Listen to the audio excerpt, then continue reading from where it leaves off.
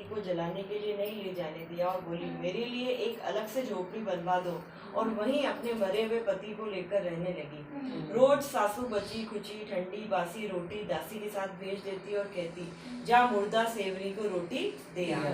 थोड़े दिन बाद माँ की तिलचौत आई और बोली, करवा पिला तू करवा पिला, भाइयों की प्यारी करवा ला, दिन में चांद देखने वाली करवा पिला। जब वो बोली कि हे चौथ माता, मेरा उजड़ा हुआ सुहाग तो आपको ही बनाना पड़ेगा, मेरे पति को जिंदा करना पड़ेगा, मुझे मेरी गलती का पश्चाताप है, मैं आपसे माफी मांगती हूँ। तब चौथ माता बोली, मेरे से बड़ी बैसाखी चौथ आएगी, वो तुझे सुहाग देगी। इस तरह बैसाखी चौथ आई और उसने कहा कि भादवे की चौथ तुझे सुहाग देगी।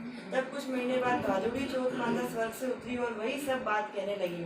तब उसने चौथ माता के पांव पकड़ लिए।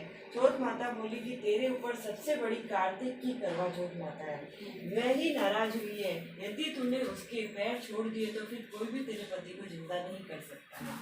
कार्तिक का महीना आया, स्वर्ग से चौथ माता उतरी। चौथ माता आई और गुस्से से बोली, भाइयों की बहन करवा ले, दिन में चांद उगानी करवा ले, व्रत मांडनी करवा ले। साहूकार की बेटी ने चौथ माता के पैर पकड़ लिए और वह विलाप करने लगी, हे चौथ माता, मैं ना समझती, मुझे इतना बड़ा दंड मत दो। तब चौथ माता बोली, मेरे पैर क्यों पकड़ कर बैठी है? तब वह बोली, मेरी बिगड़ी आपको बनानी ही पड़ेगी, मुझे सुहाग देना ही पड़ेगा, क्योंकि आप सब जग की माता है और सबकी इच्छा पूरी करने वाली है। तब चौथ माता खुश हुई और उसे अमर सुहाग का आशीर्वाद दिया। इतने में उसका पति बैठा हो गया और बोलने लगा, मुझे बहुत नींद आई। वह बोली, मुझे तो 12 महीने हो गए, मुझे तो चौथ माता ने सुहाग दिया है। तब पति बोला कि चौथ माता का विधि विधान से उज्जमन करो। उधर ननंद रोटी देने आई तो उसने 2 जनों के बोलने की आवाज सुनी तो अपनी माँ को जाकर बोली कि भाभी तो पता नहीं किससे बातें कर रही है। तब सासू ने जाकर देखा कि बहू व बेटा दोनों झीम रहे हैं, वे चौपड़ पासा खेल रहे हैं। देखकर वह बहुत खुश हुई और पूछने लगी, ये कैसे हुआ? बहू बोली, ये सब मुझे मेरी चौथ माता ने दिया है, और सासू जी के पैर छूने लगी और सास ने अमर सुहाग का आशीर्वाद दिया। दूर खड़े हुए पति पत्नी का गठबंधन जुड़ गया और सब चौथ माता का चमत्कार मानने लगे। चौथ माता का व्रत पुरुष की पत्नी, बेटे की माँ सभी को करना चाहिए, 13 चौथ करनी चाहिए।